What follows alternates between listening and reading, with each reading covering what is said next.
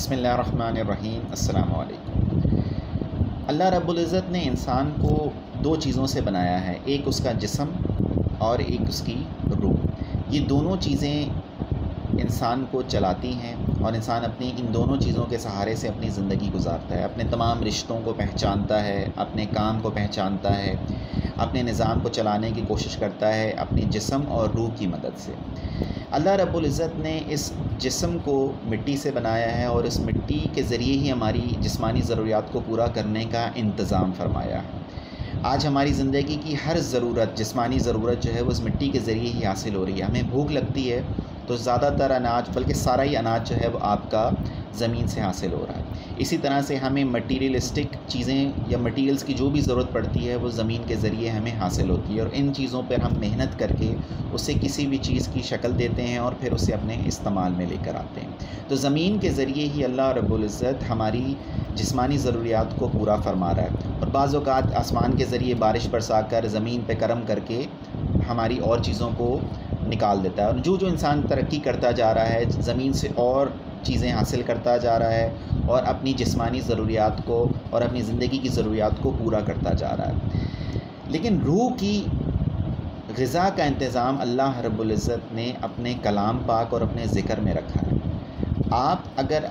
کلام پاک نہیں پڑھیں گے، یا آپ اللہ رب العزت کا ذکر نہیں کریں گے، یا اللہ رب العزت کے حکم کے مطابق زندگی نہیں گزاریں گے، تو آپ اپنی روح کے ساتھ زیادتی کر رہے ہوں گے، آپ اپنی روح کو غذا فراہم نہیں کر رہے ہوں گے، تو جس کے نتیجے میں آپ کی روح آہستہ آہستہ کمزور ہونے کے بعد اس حال میں پہنچ جائے گی کہ وہ دنیاوی پریشانیوں،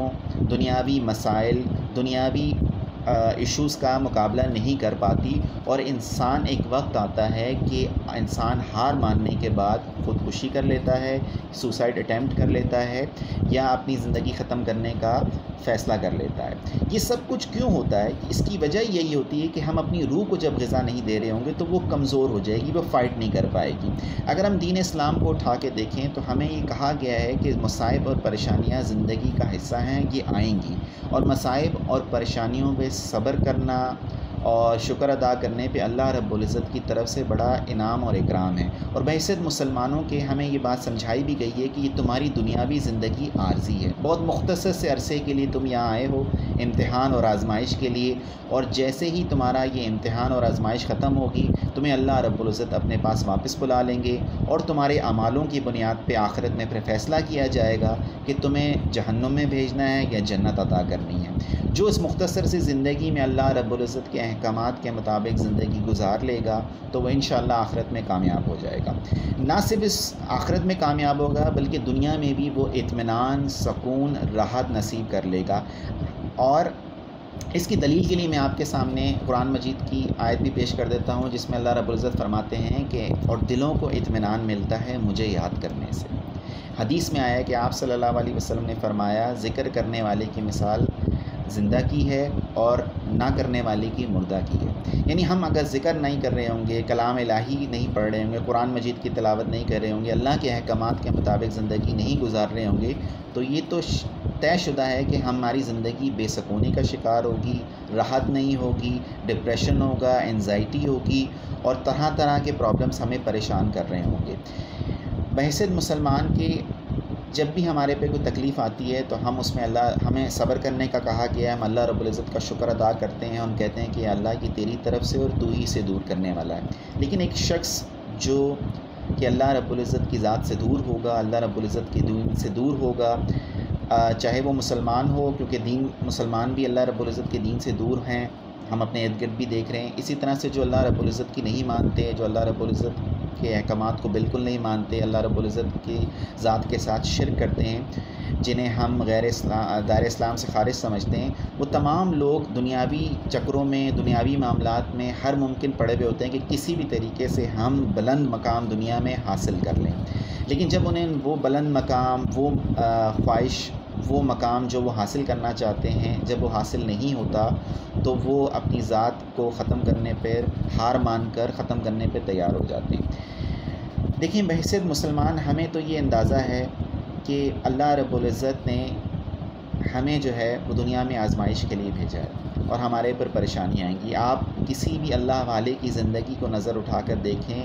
شاید ہماری زندگیوں کے مقابلے میں اس پہ زیادہ پریشانیاں، زیادہ حال آتا ہے، لیکن کبھی بھی ہم کسی اللہ والے یا کسی بھی دیندار آدمی کی طرف سے سوسائڈس اور خودکشیوں کا رجحان نہیں دیکھیں گے۔ ان کی طرف سے ہمیں کبھی یہ خبر نہیں آئے گی کہ فلاں اللہ والے نے یا فلاں دیندار شخص نے اپنے آپ کو ختم کر لیا ہے اور اپنی ذات کو مار لیا ہے۔ لیکن اگر ہم دنیا کے لوگوں کی طرف توجہ دیں، ہم اپنے معاشرے پہ توجہ دیں، ویسٹ کی طرف توجہ دیں، تو ہم یہ بات دیکھ رہے ہیں اور ہمیں ہمارے مشاہدے میں، ہماری آبزرویشن میں آ رہی ہے کہ لوگ بہت ہی آسانی سے اپنی زندگی کو ختم کرنے پہ تیار ہو جاتے ہیں۔ کوئی معاملہ آ جائے، کوئی پریشانی آ جائے، کوئی عزت پہ بات آ جائے، کوئی فائنینشیل ایشو آ جائے، آپ دیوالیاں ہو جائیں، تو لوگ فوراً سے اپنی ذات کو ختم کرنے پہ تیار ہو جاتے ہیں۔ ایون بچے اور لوگ جو ہیں وہ گیمز میں ہارنے کے بعد بھی جو ہے وہ خودکشی پہ آمادہ ہو جاتے ہیں۔ گھر والوں نے ڈانٹ ڈپٹ کر دیا، اس پہ آمادہ ہو جاتے ہیں خودکشی پہ اور خودکشی کر لیتے ہیں۔ تو یہ سب کچھ کیوں کیا جاتا ہے؟ سائنس اور سائیکالوجی اسے ڈپریشن کا نام دے کر، انزائٹی کا نام دے کر، بے سکونی کا نام دے کر ہم انسانوں کو خاموش کروا دیتی ہے۔ لیکن اگر ہم اس دین اسلام پہ توجہ دیں اور دین اسلام کو پڑھیں تو ہمیں سمجھ آئے گا کہ ہماری راحت، سکون صرف اور صرف اللہ رب العزت کے احکامات پر اور اللہ رب العزت کے حکم کے مطابق زندگی گزارنے میں چھپی ہے۔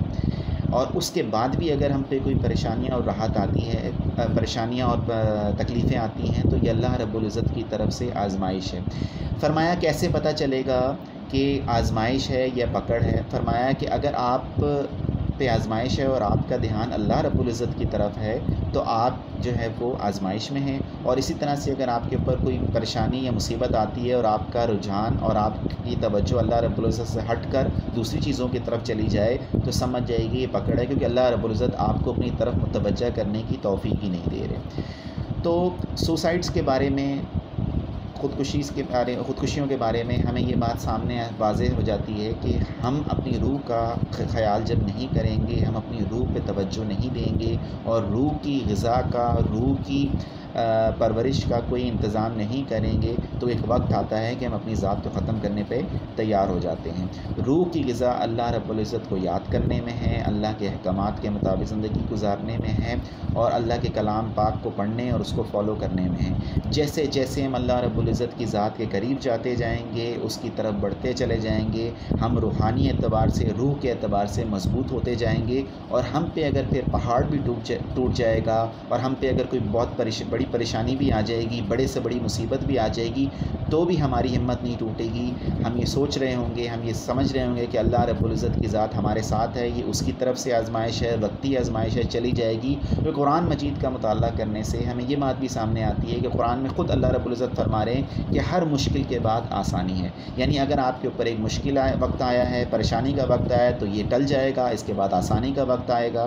تو بحیثیت مسلمان ہم اس عقیدے کے ساتھ موو کر رہے ہوں گے، اور جیسے جیسے ہم اور منزلیں طے کرتے جائیں گے اللہ رب العزت کے قریب جانے کی، تو ہمارا ایمان بھی پختہ ہوتا جائے گا، ہماری روح بھی پختہ ہوتی جائے گی، اور ہم اپنی زندگی میں آنے والی ہر پریشانی کو، ہر تکلیف کو اللہ کی ذات سے منسوب کریں گے اور اس پہ شکر ادا کریں گے اور صبر کریں گے، اور کبھی پھر ہم اس طرف توجہ نہیں دیں گے کہ ہمیں اپنی ذات تو ختم کر لینا چاہیے، یا ہمیں اپنی ذات کو جو ہے وہ اختتام کر دینا چاہیے، میں نہیں جی سکتا، اور یا میری زندگی اب بے معنی ہے، بے مقصد ہے۔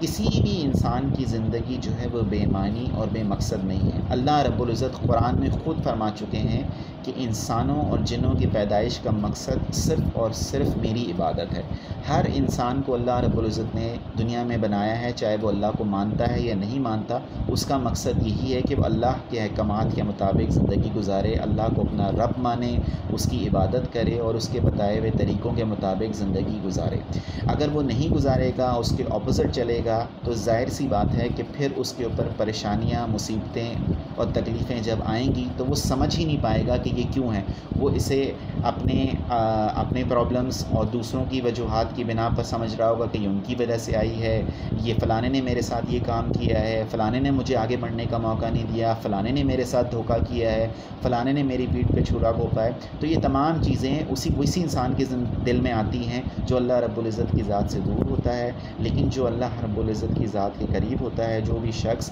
وہ یہ سوچتا ہے کہ میرے اوپر جو بھی پریشانی اور مصیبت آ رہی ہے یہ اللہ کی طرف سے ہے۔ اس لیے ہمیں چاہیے کہ ہم اپنی زندگی کو بدلیں، اللہ کے احکامات کے مطابق زندگی گزاریں، قرآن پڑھیں، ذکر کریں، کیونکہ ذکر جو ہے وہ ہمیں ہماری روح کو غذا فراہم کرے گا، ہمارے قلب کو سکون دے گا۔ کچھ وقت ضرور نکالیں ذکر الہی کے لیے، اللہ سے باتیں کرنے کے لیے۔ حضرت علی رضی اللہ تعالیٰ عنہ نے فرمایا کہ جب میرا دل چاہتا ہے کہ میں اپنے رب سے باتیں کروں تو میں نماز قائم کرتا ہوں، اور جب میرا جی چاہتا ہے کہ میرا رب مجھ سے باتیں کرے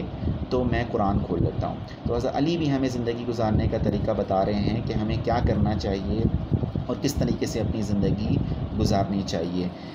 ہمت، حوصلے اور صبر کے ساتھ جو ہے وہ ہم اپنی زندگی گزاریں، اللہ کے احکامات کے مطابق زندگی گزاریں۔ یہ بڑی مختصر سی زندگی ہے، اگر اس مختصر سی زندگی میں ہم وہ نہیں حاصل کر پائے جو ہماری چاہت ہے تو ہمیں اس بات کی امید ہے اللہ رب العزت کی ذات سے کہ جب وہ ہمیں آخرت میں ہمارا معاملہ دیکھے گا تو ہم پہ اپنا خاص کرم اور فضل فرما دے گا، اور جو آخرت کی آنے والی زندگی ہے، ہمیشہ ہمیشہ کی جو زندگی ہے، اس میں وہ ہمیں اس کا بہترین بدلہ، نعم و بدل عطا فرمائے گا۔ اور وہاں جہاں ہمیشہ کے لیے ہمیں رہنا ہے، ہمیں صرف اور صرف اسی کی فکر کرنی چاہیے، اسی طرف توجہ دینی چاہیے۔ یہ مختصر سی 60 سال کی، 45 سال کی، 70 سال کی زندگی پہ ہماری توجہ بہت زیادہ نہیں ہونی چاہیے۔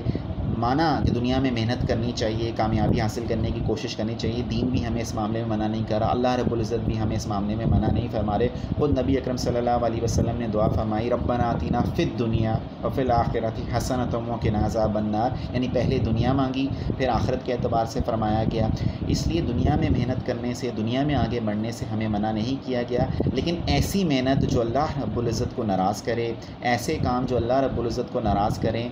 وہ بیکار ہیں، وہ ہماری بے سکونی کا، وہ اللہ کی ناراضگی کا باعث بنیں گے، اور کسی طور پر بھی ہم کامیاب نہیں ہو پائیں گے۔ ہمیں ہمت سے کام لینا چاہیے، صبر سے کام لینا چاہیے، اور اللہ رب العزت کی ذات سے مسلسل مانگتے رہنا چاہیے کہ یا اللہ یہ تکلیف میرے اوپر آئی ہے اسے تو دور فرما، یہ میری برداشت سے بڑھتی جا رہی ہے، یہ میری برداشت سے باہر ہوتی جا رہی ہے، یا اللہ تو اپنا کرم فرما، اس تکلیف کو ختم فرما۔ کسی بھی صورت میں اپنی جان لینے کو، اپنی آپ کو ختم کرنے کے بارے میں نہیں سوچنا چاہیے، بس یہی دیکھنا چاہیے کہ اللہ کی طرف سے ہے، یہ جو بھی ہے اللہ کی طرف سے ہے، اور اللہ ہی انشاءاللہ اس کو ختم فرمائیں گے۔ مسلسل اللہ سے مانگتے رہنا چاہیے اور اللہ سے گڑگڑاتے رہنا چاہیے کہ یا اللہ اپنا کرم، اپنا فضل مجھ پہ فرما اور مجھے اس مصیبت سے راحت دلا۔